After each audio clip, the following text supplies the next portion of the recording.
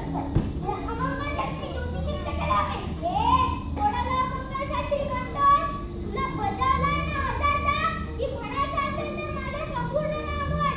अति पंडित मंगळ शास्त्री म्हणायला जड जातं का तुला? तू खोटारडे तोंड खोटं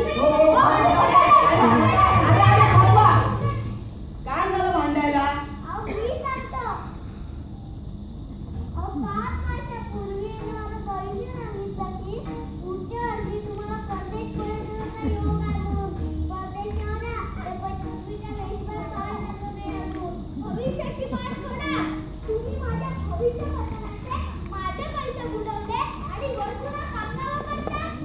किती दर आहे तुमच्या भविष्य कथनाचा?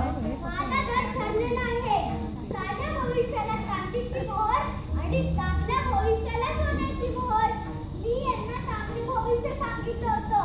परदेश पर्यटनाचं 5 वर्ष झाली पण सोन्याची मोहर द्यायची काही बातच नाही. पण ह्यांचं भविष्य नंतरीत खोटं ठरलं आणि याबद्दल त्यांनी मला पैसे द्यायचे. पैशावर भविष्य अवलंबून असतं हे नव्हतं मला ठाऊक. अरे बाबा, भांडवला अजून ओळखी बाकी आहे. बसा जागेवर.